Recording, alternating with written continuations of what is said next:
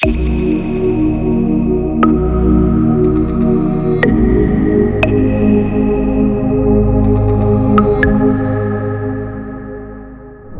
I got a special guest today. Super excited. We have Dimitri Moraitis. He's the co-founder and spiritual co-director of the Spiritual Arts Institute. Dimitri has established the Institute as a premier destination for metaphysical learning. We're going to get into that today. His insightful co-authorship in books. He wrote a book that's Change Your Aura, Change Your Life, In Heaven and Your Spiritual Evolution. And we're going to get into what spiritual evolution means today. He's made significant contributions to spiritual literature, a gifted speaker and teacher. Dimitri has shared his profound insights across the country, enriching lives through workshops, radio shows, and training classes. His journey from a promising filmmaker career, which we'll get into his personal spiritual awakening, redirected by a profound spiritual awakening to become a luminary in metaphysical teachings, exemplifies a deep commitment to spiritual growth and enlightenment. So, Dimitri, thank you so much for being on Higher Density Living today. Oh, it's a pleasure to be here. Thank you for having me on. I want to start off, Dimitri, if you don't mind, kind of going into your spiritual awakening, your co-author, your story. We have time, so take time on that, what happened at 25, and then maybe share how you guys developed the Spiritual Arts Institute. Absolutely, absolutely. Well, my early life was more centered around the arts. You know, I was a classical pianist, and I was a filmmaker. And I thought at one point I thought I might be a pianist, but then I realized, movie making is going to be my career. So the place to do that is California. So I moved to Los Angeles and began that process. And actually, it was going quite well. When you're in the arts, you kind of you're always kind of trying to tune into that ineffable, something right, that you can't quite put your finger on. So I was already kind of in that mode, but I was having a lot of these, I called them my inspiration moments. I didn't know what metaphysics was at that time. I wasn't anti-metaphysical or anti-religious or anything like that. I wasn't just in that zone. But there would be these moments where I just had tremendous insights and clarity. It seemed to be like the wind. It came and go on its own. I had no control over it. But it got so strong, I had this profound spiritual awakening. But even then, I didn't have the word metaphysics. Something about my worldview had fundamentally changed, and I was trying to figure out what it was. And then somebody casually started talking about metaphysics and said, "Oh, that's it. That's what happened to me." And then it was like, a person that's been in the desert and yearning for water. I couldn't get enough of it. Right. And I was researching everything I could get my hands on. And it was only about a year later, I was invited to a dinner party where they said, "Oh, this woman, she's going to lead a meditation." I'd never really meditated at that point. And it was Barbara, the person I ended up working with. And, she led this meditation. I felt like this ancient door had opened up again. And then I kind of poured my heart out to her because I had so many questions at that point. And I thought it was a great discussion. Barbara said, "You were interrogating me after this." But I knew by the end of the evening, because her answers, first of all, not only were they so clear, and not only were they helping me to put perspective to what I was experiencing, I realized she was talking from her own experiences. This was not book learning or anything. So by the end of the night, I said, "Okay, she's the one I got to study with." And we jumped in right away, kind of the deep end of the pool. I was a student, she's a generation ahead of me. But we also were writers, I was a screenwriter. And then we started doing this collaborative writing. And then there was a decision to make because, movie making is very demanding. You've got to jump in there with everything you've got. And right, it's a consuming, it's an exciting business, but it's very consuming. And I started to realize, well, wait a minute. I think I love movies, but my real love is metaphysics. And also I started to realize this isn't just a private thing. I think I'm meant to make this part of my career. And for a while, I thought I could merge the two, filmmaking and metaphysics, but my filmmaking buddies and contacts thought I had lost my mind, when I started bringing up this other stuff. Right. And I realized it was this in between for a while, but at some point I had to make a choice. But also I was realizing, Barb at that point had been teaching a lot, inspirationally. And she had like an encyclopedia of notes.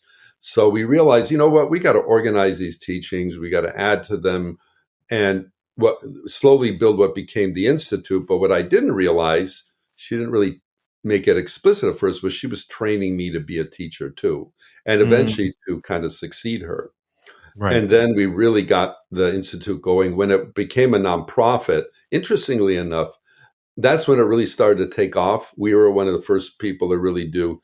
It was 2006. We were doing video conferencing back then, long before the Zoom era. Wow.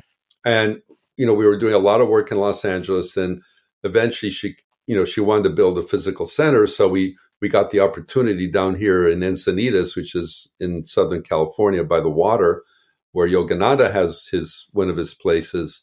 And we built a center here, and that's where we've been. So we do these virtual, online around the world, which everybody's doing now, but also in person. And it's a blended learning.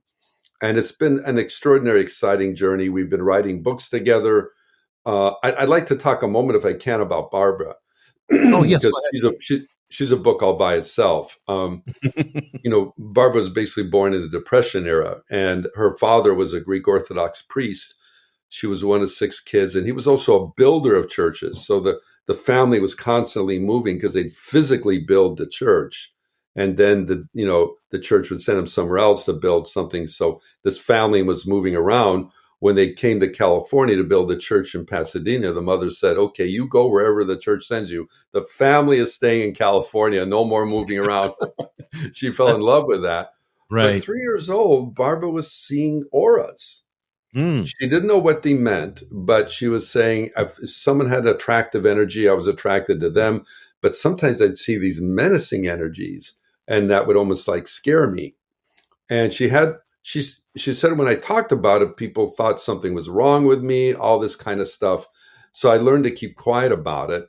At 11 years old, she was in an acting group, and the teacher was a metaphysician. She called Barbara in privately and basically told her, "You can see the aura." And Barbara's jaw dropped. She said, "Is that what it's called?" She didn't even know what the name of it was. And she got her first formal lessons in the Hermetic sciences because Dorothy was a Hermetic scientist. She could see the aura too. And then, Barbara moved the family to Los Angeles. She got involved with showbiz too, interestingly enough. Um, she tried to live, quote unquote, a normal life, but this mystical kept calling her. And eventually she knew, showbiz is not my career. Metaphysics is. She met another teacher, a real mystic that prepared her to say, "You're going to go on the lecture platform and teach." And this was before Kirlian photography. So we're talking about a real pioneer in the field. But that's exactly what happened. She began her career, started having classes in the Los Angeles area. And then about 10 years, 15 years later, I met her and we started another phase of the work.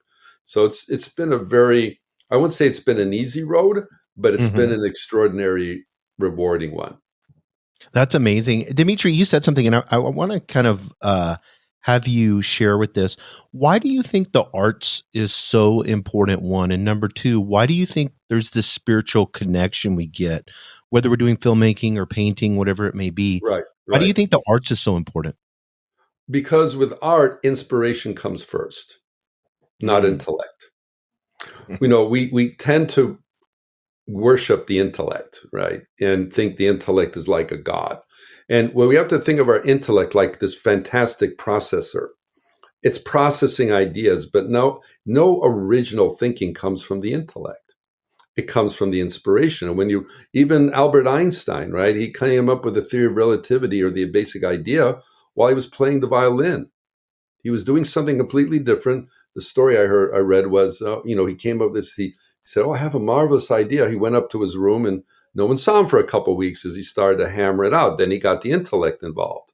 But you have to lead with inspiration. So artists know if you try to analyze this, you got to put that, that's not going to be a very interesting painting. And those that do that, let's say maybe they're technically accurate, but there's no inspiration. Why are we so inspired by a Van Gogh? Yeah, Hmm. the artwork, the technique is okay, but there are others that are better. It's the spirit he put into those paintings. And he put his Right. soul into those paintings, and that gets communicated all these years later. So if we learn to lead, but we're supposed to do that with our entire life, there's an art to living. We're supposed to lead with inspiration and then engage our intellect to make it a reality. Beethoven had the idea for Ode to Joy for 20 years. That inspiration came, that immortal melody, and then he used that enormous musical intellect to put it into one of the grandest symphonies of all time. You know, so but either way, it still starts with inspiration. As a matter of fact, I'm being a musician. They said it wasn't always easy, being around Beethoven. You'd be having lunch with a guy, and suddenly, right in the middle of lunch, you get this wild look in his eyes, and you knew he had some musical ideas coming up. He'd say, "Lunch over." He would just go. Right, right. Yeah, you hear that with artists. I was in here recently in Barcelona at Picasso's museum and seeing, Oh, he yeah. would do, it was crazy, like 20, 30 paintings in the evening, and Oh, stay up through midnight. he was amazing. I don't know how he was. He said, even himself said, I don't know how I'm able to do this. Someday they will try to figure out how. He just was able to. There's a great story with the pianist Arthur Rubinstein came to visit Picasso, and Picasso promised him a sketch of him, right? And the weekend goes, no sketch. They're at the train station. He goes, well, I guess we didn't get to do the sketch. So, he takes a pad of paper. He makes like 4 or 5 lines, and he captures Rubinstein's features in these few key lines. I mean, that's talent, right? That's amazing. Yeah. Do you feel like, leading with inspiration and intellect? I mean, the world has been, that's kind of where we've taken our pride, especially when it comes to science. And there's always been this spiritual versus the science. And we can get into the word metaphysical. What do you know, you, when you're looking at spirituality in the sense of the day to day, the practical, and leading with inspiration, what does that look like for you, and how do you teach that? okay, that's a great question. By the way, I want to back up in a moment because even with science, it starts with inspiration. Yes. Okay. Every great discovery, whatever, was that aha moment. Even Maxwell Planck. I don't know why the Planck constant works, but it works. There's just this still, even there's the ineffable, right? But it's so important what you said. We're not meant to have this great idea once in a blue moon, right? Now, we're not necessarily going to come up with a theory of relativity every day, Right. but the divine inspires us every day of our life. So if you are going through life and you're feeling, oh, it's the same old, then you're not tuning in to inspiration that's already there. It's not that it's not there. It's just you're either too preoccupied, or some people are afraid because, let's face it, inspiration is a little bit of the unknown, Mm, right? You don't know how it's going to turn out because it's right. never been done before, right? So the other thing I think we have to change is look at our life a little bit more as an adventure. The whole idea of an adventure is you don't exactly know what's around the corner. That's what makes it fun. But we also have trust in ourselves, say, I'll figure it out. And when people climb mountains, it doesn't matter how good they are. It's dangerous. Let's face it. Right. You can fall off that mountain, right? Hmm. But they figure I have enough skill, enough talent. I'll figure out the twists and turns. And we got to do that with our life. We got, there's that beautiful expression, fortune favors the bold, right? So we've got to be willing to take risks. Now, I don't mean crazy stuff, but calculated risks. And if you are finding that you're doing the same thing, just shake it up. It doesn't have to be mind boggling.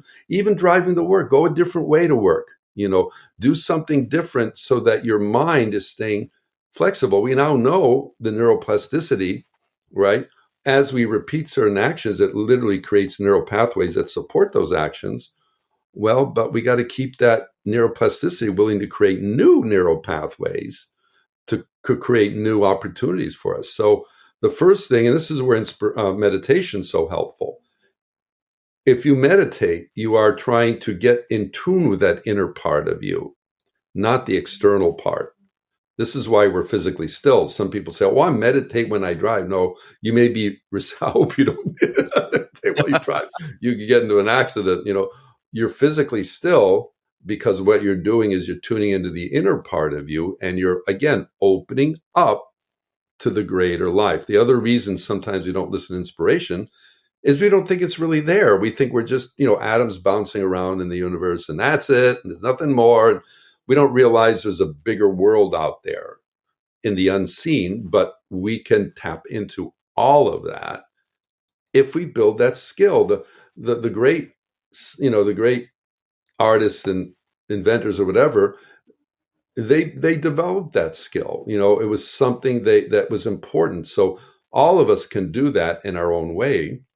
And even if it's something as simple as doing something in a new way, that will create a sense of new perspective, new inspiration.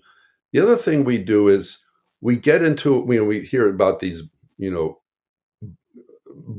think bubble, we get into a certain mindset, and we don't want to think outside that mindset. So we end up looking at people or situations that agree with our mindset. And if that doesn't agree with it, I won't accept it, even though it might be extremely valid. So the other thing is you need to be a little more flexible, not to accept, of course, anything that comes your way. You have to be discerning, but to be willing to, again, look outside the box. Oh, I didn't think of it that way before. The Indians have the example of the say, if you want to understand somebody, walk a mile in their shoes, not yours, by seeing a different perspective. And by the way, art inspires you to do that, because if you don't think fresh, it's boring and you're not going to be a very successful artist. So the whole key of art is to try to see things in a more, original way. Do you think that it's good? One of the things I'm 50 years old, and I just started picking up painting. And I don't know if it's because I'm older and I've been, meditating and studying, spiritual aspects of things, but why is there this reluctance to get into the arts? Is it that egoic, logical mind that you don't have time for that? We're so busy. Why? Well, yeah, it's a great question. Number one, let's say when you were young and you say, "Oh, I'd like to be an artist." Oh, you can't make a living at that. It's not practical.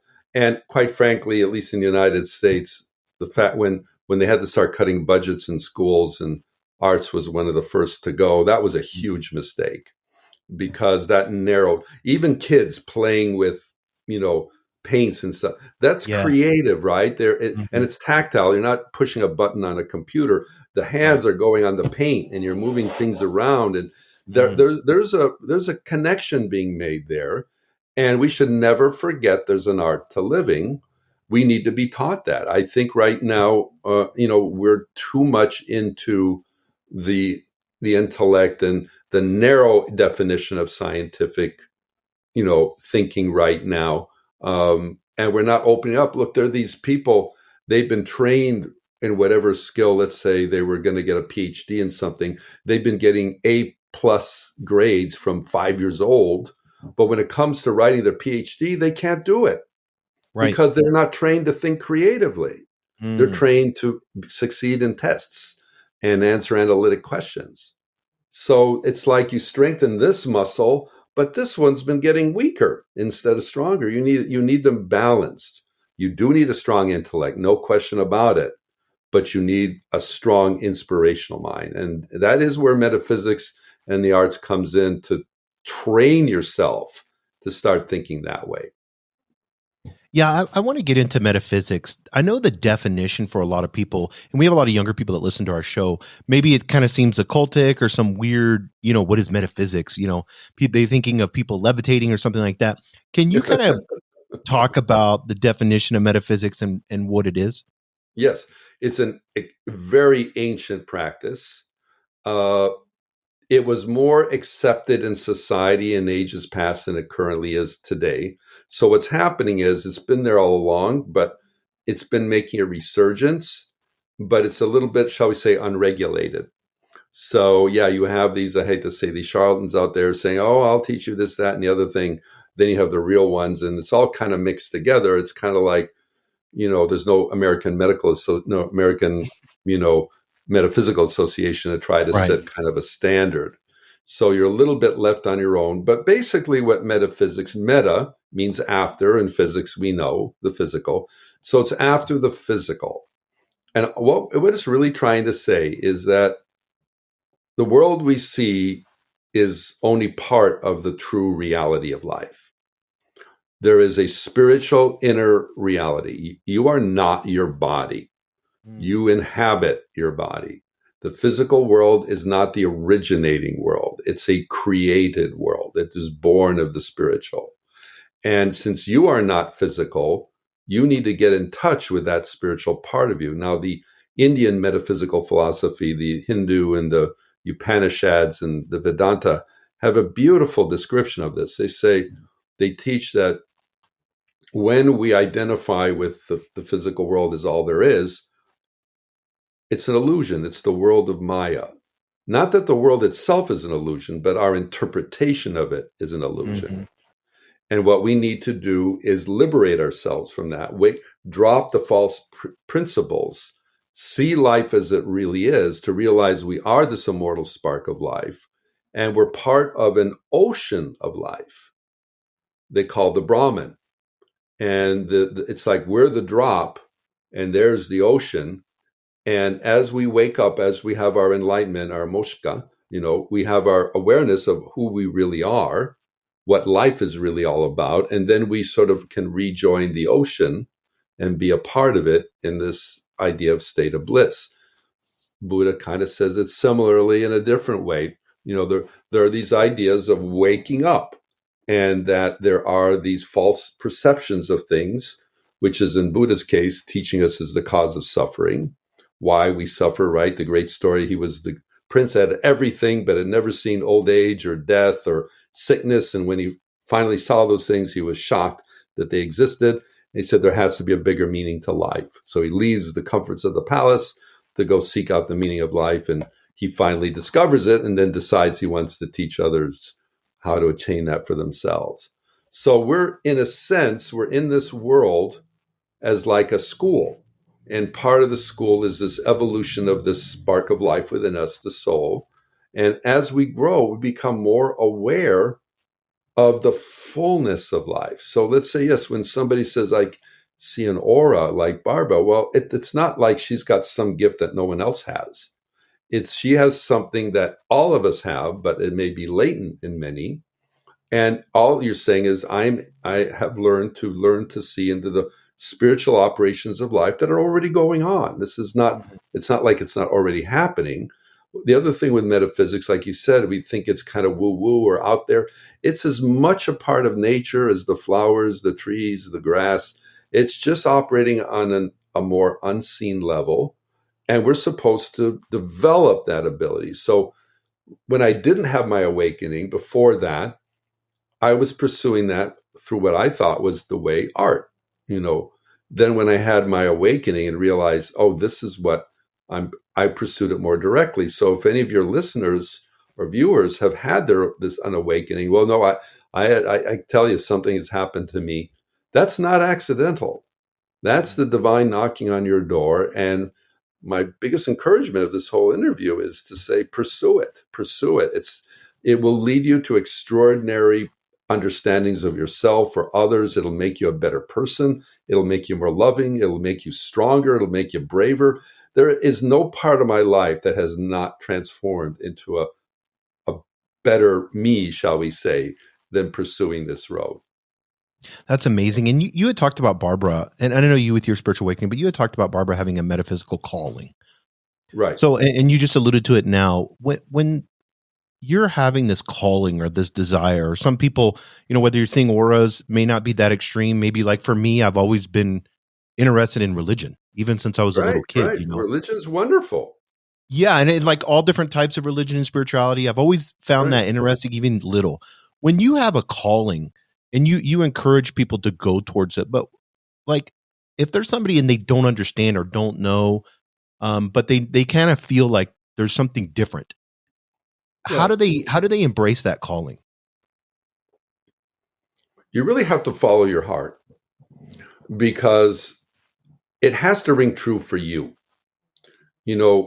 Barbara for years did consultations, and they knew, she could see their aura. So they would ask her like, well, who should I marry? Or what should I do? Or, they ask kind of the psychic kind of questions. Hmm. And Barbara never fell into that trap. Because why? Well, one time I remember she did say something to someone as clear as day. That person never did anything about it. Mm. Even though they Right. respected her, they recognized, it's because until we see something for ourselves, we're not going to really change. So be careful about thinking you're going to change somebody. So in other words, in our work, we're not trying to convince you of something. I'm not Yes. trying to convince you an aura exists or convince you that God is real or any of that. What we're trying to do is present the teachings as clearly as possible as they were given to us, because this is not something we made up. All we ask is that you give it a try. Yes. Before you say, I don't want this. Okay, if you took the time to be in, let's say, this course, try it out. It's like a science experiment. If you want to see what this element is going to do, you don't mix it in with a bunch of other stuff. You examine this by itself and say, oh, it really did do this. And then your own experiences will be the validity or not of what you're learning. I love that. And when you speak of spiritual growth, you talk about it as an ascent. Like, Right. what are the key stages, or like what milestones does ascent look like to you according to your teachings? Right. So we have a chapter in one of our books called "You Don't Go to Heaven, You Grow to Heaven." That's good. So heaven is actually an evolutionary process. Um, so we are this beautiful soul. Okay, this is who we actually are. We come to this earth like a school. Well, why do you go to school? You go to school to learn things you don't know. If you know this, why are you going to school? You don't need to go there. So we're trying to gather up the experiences of life that the soul has not yet had. Because as it learns through these experiences, even the painful ones can be some of our greatest teachers. Mhm.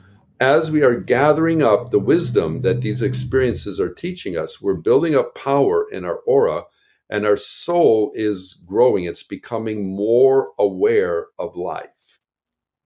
And as it does this, it's an ascent, because now I'm opening up a big door here and we can go in as much as we want.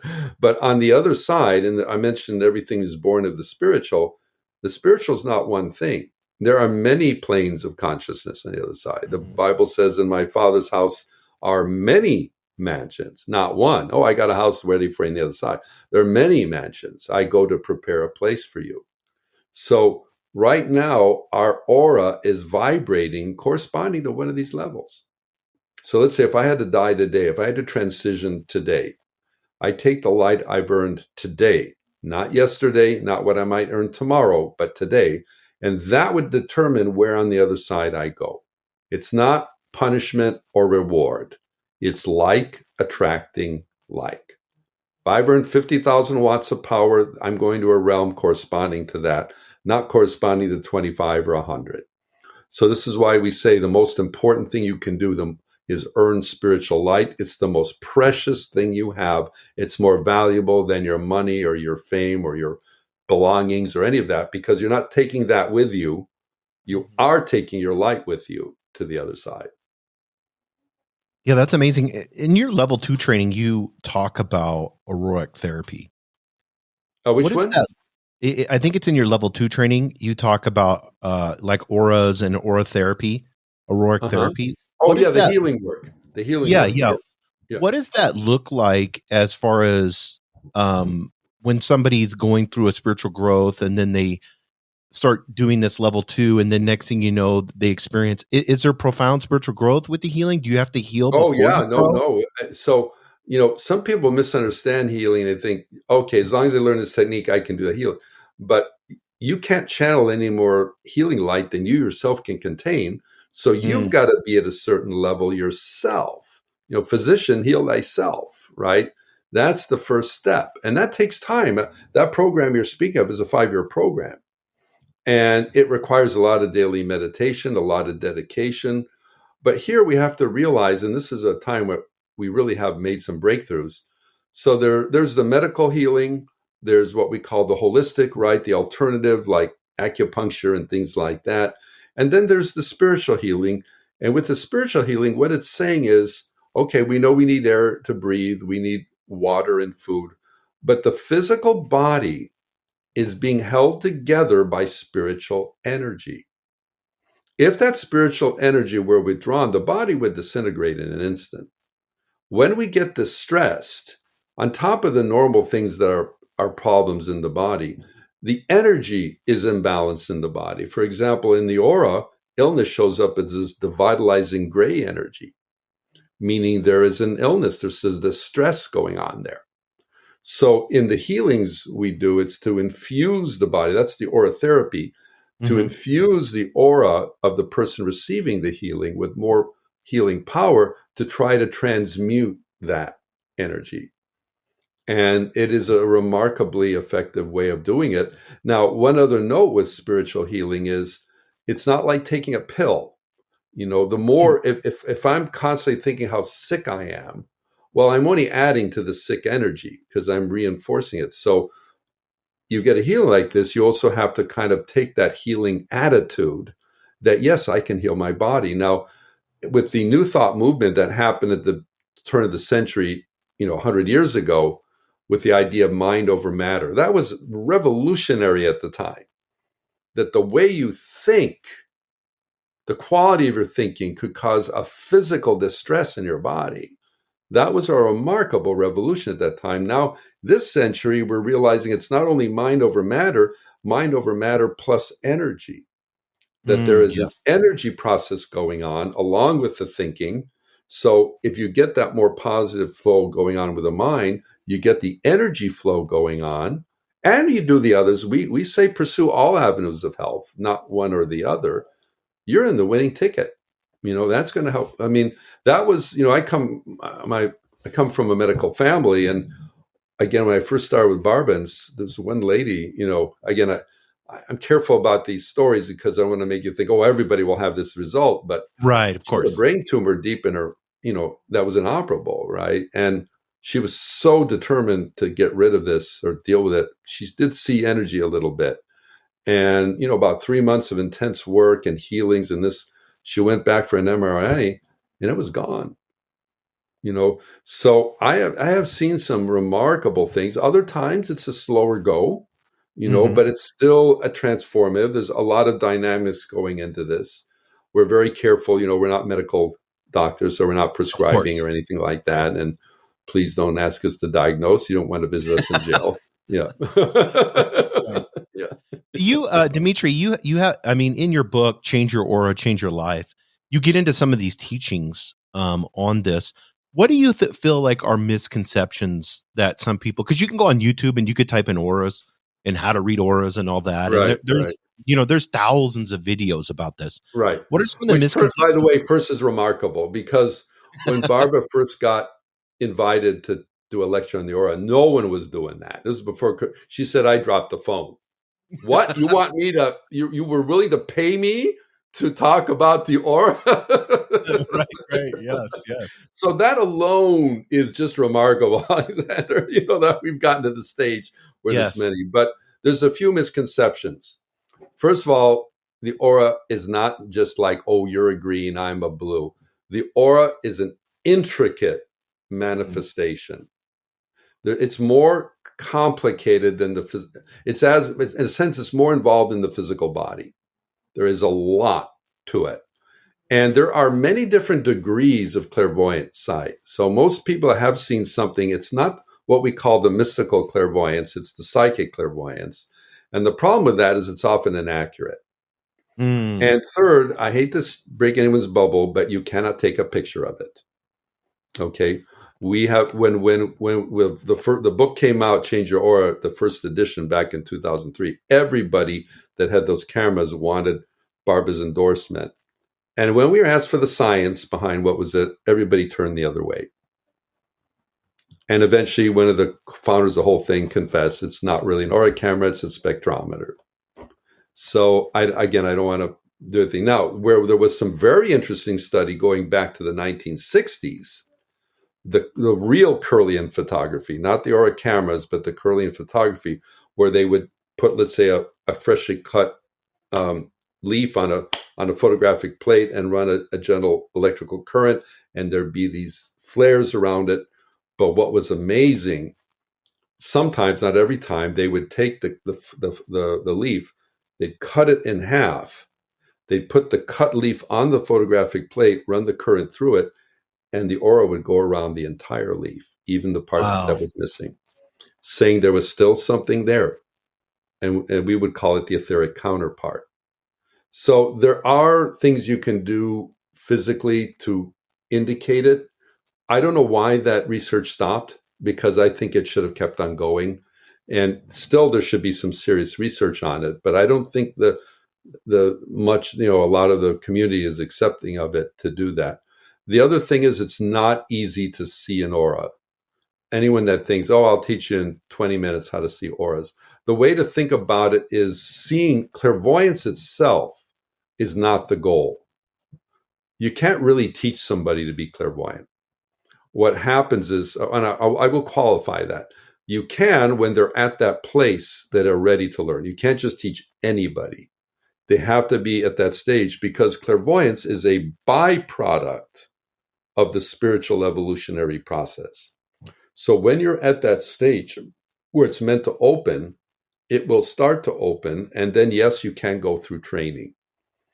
We've done some, seeing aura workshops long ago, and they can be fun, but also, again, the fact that we may be in the same class and you see blue and I don't, doesn't mean I'm not doing just as well as you, just you tuned into it.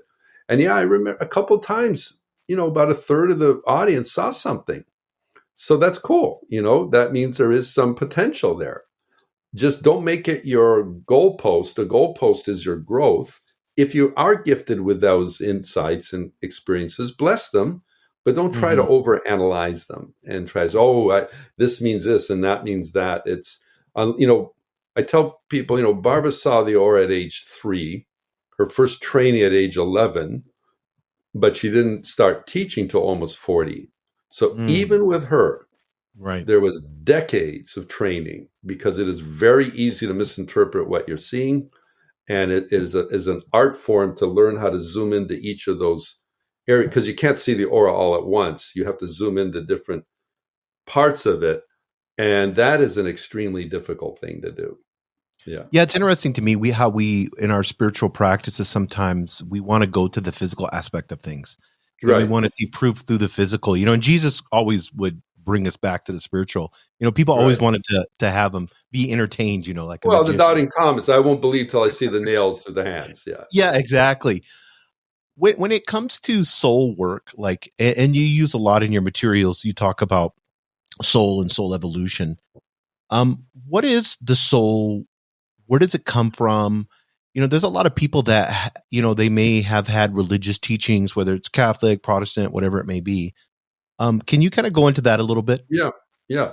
Well, first of all, let me say something, because I'm glad you brought up, today in metaphysical circles, sometimes the religious spirit is being poo-pooed a little bit, and that's completely inaccurate.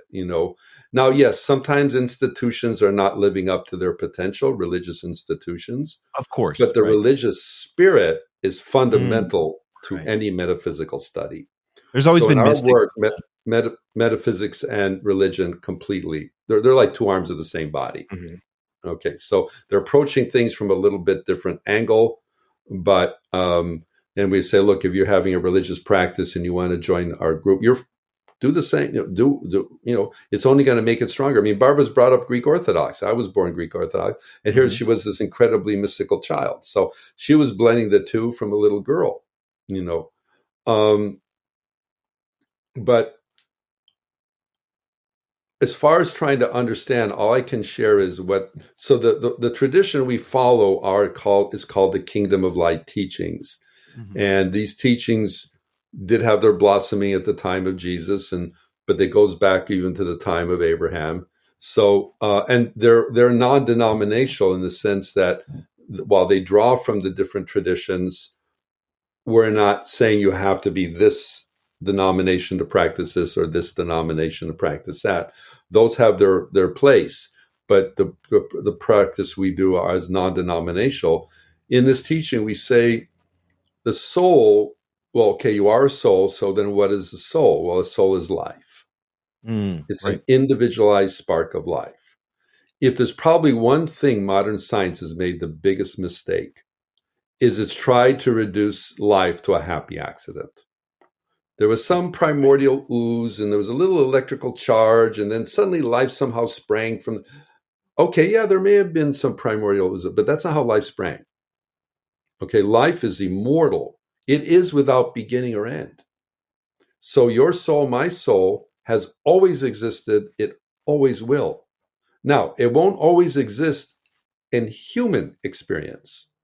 So, yes, we are born into the human experience that will have an eventual end date. The Kabbalah teaches the stone becomes the plant Hmm. the animal the man the God. There is Yes. this evolutionary cycle that's constantly moving up, and the higher dimensions are inspiring us. So this is why the Christ said, "All these things you will do and more." It was meant to be an example, not an exception of what we That makes sense. ourselves are capable of. I love that. And, when you're looking at somebody trying to understand the soul, and spiritual evolution and getting away from the physical side of things and understanding that as you had said, that this experience is like a school and we're learning.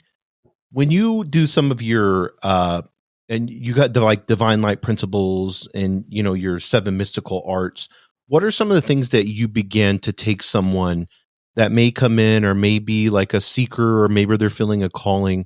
What are some of the first principles that you began to teach them and for them to gain awareness of? Right, right. Well, we start with the aura Mm, because the aura is your energetic blueprint. It's your foundation, and we start with meditation. So now some come, they've never meditated before. Others have been meditators their whole lives. Um, there are many different kinds of meditations, and it suits the temperament and the goal of the person doing them. The meditations we do are with divine light. We call them sort of meditative prayers. So you're actually doing a combination of prayer and meditation. So prayer is a reaching out, it's a petitioning the divine, it's a desire to reach out and connect with the divine. You want to call your best friend, you have to reach out to your best friend, right? So that's a reaching out. Meditating is the complement, it's the receiving. So mm, we do these meditative prayers. We do a prayer requesting, let's say, the energy of love, and then we hold to receive that energy. And what I love about this meditation, I've been doing it now almost 40 years, is there's an art form to it. There's a bit of a learning curve. Some meditations are basically a one type of breathing or a mantra you're repeating. This one has a lot of different, okay, I'm going to call in, there's an intention. Let's say, okay, I want to work on my prosperity consciousness. I want to work on my compassion. I want to work on my intelligence. You can decide ahead of time what you want to focus on and then bring the energies in for that, not just for the sake of being more intelligent, but also to spiritualize that intelligence, spiritualize that prosperity, bring in the spiritual dimension of it. People don't realize, let's say, for example, prosperity is first a consciousness. It's an energy in the aura. It's not just how much money you got in the bank. When I first met Barbara, I was still in the film biz, of course, and it's a little bit of a feast or famine. You're either working all the time or you're not working at all. I was in right. that not working mode, and she was casually. She's such an understated person for all her talents. She was looking at my heart center. We call it the hermetic. She said, "Oh, I see a lot of turquoise there. Now that's prosperity energy." Now, at that moment, I wasn't working, but literally 2 weeks later, the most lucrative offer I had in the entertainment up to that time, I got. So, what Wow. it was, the energy was there. It just hadn't quite manifested yet. So, that's why we say change your aura, build the energy in your aura of that which you wish to manifest. And by divine law, it will manifest. That's so good. And I like how because people come into meditation or they come into prayer, either or. And they're Right. kind of like, I don't know what to say. I don't know what to do. I'm just going to come in here and God help me. where you're coming in and having an intention, and then you're using it Exactly. as, I really like this because you're using the prayer as calling out, and then the meditation as the receiving. Exactly. Exactly. Because one of the keys about okay, so here's, and again, it's not which one's better, it's just where we are in the journey. So let's say I am in more the religious spirit, and I say, God, I pray for peace in my life. Please, God, grant me peace. I'm having difficulties. And I'm really sincere in that prayer request. Of course, God will hear that prayer. Right. When the metaphysician asks that prayer, they'll add something. They'll know, for example, okay, God grant me peace, but now I'll know when God is sending me the peace, it'll come through as a purple light. Mm. And if I start asking for that purple light that comes from God, I'm going to more consciously cooperate with a process that's already going on. Mm. So, in You're just other getting in words, the alignment to it. metaphysician is trying to connect more consciously with how God is sending the light, because by doing that, you become more aware of the light. So, we what do we say in religion? Faith, right? Faith. You live by faith, and we all have to live by faith. But what we must remember is faith is not an end unto itself. Eventually, faith is meant to give way to knowing. And so we meant to know God, not just have faith in God. Now, some say, well, we'll know God when we die. Well, that's not what the metaphysician teaches. The metaphysician teaches you're not that different when you cross over. You've got to build your awareness of God here. That's the enlightenment. Yogananda, the great Indian mystic, would say the goal is to see God face to face while in a physical body. Now, he didn't mean a literal face, but he meant to say to have this God experience. So that's what we call enlightenment. And all of Do us you are think meant it's to have this because we all have the relationship with God. Dimitri, do you think it's this getting in line, like you use the word divine laws? Is it alignment to divine laws? Yes, So you're yes. just putting yourself in alignment through that meditation? Look, if we break a physical law, we're going to suffer, right? If I don't know Right. how to swim and I jump in the ocean, I'll drown. Right. Well, I'm a good person. Why did I drown? Well, you didn't know how to swim. You know? Exactly. The spiritual laws are the same, they're indifferent. So when we break a spiritual law, we will suffer, not because we're bad people. If I put my hand on the hot stove and it burns, it's not because I'm a bad person. I just didn't know that that's what was going to happen when I put my hand on the hot stove. I'm not going to do it again. Hmm. I know it's there. If I didn't have the pain, I could burn my hand off.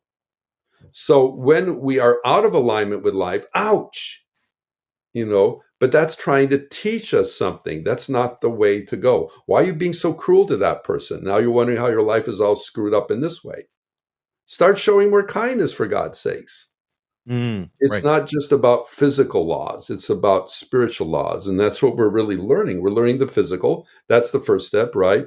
We got to be able to physically survive on this earth. But beyond that, we've got to also be able to figure out, well, how do I live in harmony with life? Because I'm Mm. going to carry those laws into the greater world.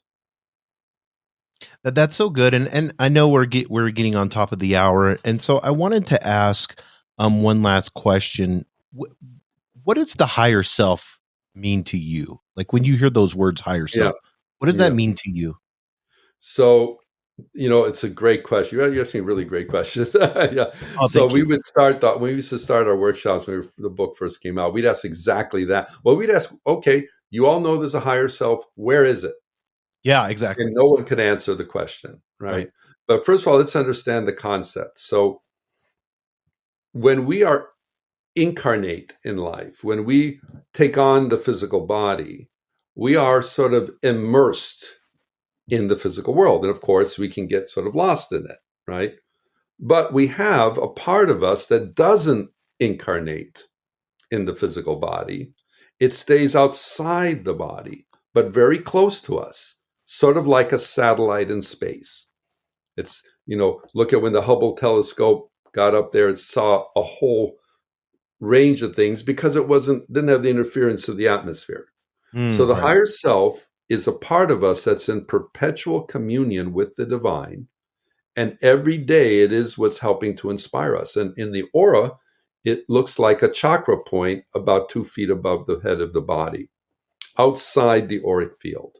We all have it. We can all depend on it. It's there to support us, but you do have to learn how to access it because, like we said at the beginning, if you're not open to inspiration, well, if it's trying to inspire you with something, you say, nah, that's all junky stuff. It's like bouncing off of a hard surface. It's not going to make any effect in where it needs to be. So we need to learn to, as part of our inspiration, we need to learn to rely more on the higher self because it will always be true to us. It will never lead us the wrong way. That's so good. And to close us out, Dimitri, I had an amazing time, learned a ton. I took a ton of notes here while you were talking. I'm excited for your teachings and what they have for those that are out there. What is the best way for them to be able to begin? What's the process? Do they go on your website? How do you guys encourage people? Well, multiple ways. First of all, certainly go to our website, spiritualarts.org. We have the books. You can buy them on Amazon, or get them at your local bookshop. And we have events, so however you want to angle into it, there's a variety. Of course, we have a ton of blog posts and things like that. If you want to read some articles, and hopefully when this, looking forward when this comes out. Yes. But the point is just get in whatever's comfortable for you. We do have the workshops and classes online, or if you happen to be in Southern California, come visit us at the Institute. But spiritualarts.org is the website. Yes. That's awesome, Dimitri. Thank you. If you don't mind staying on, but we appreciate you and so excited. And we're going to put that all in the show notes, spiritualarts.org.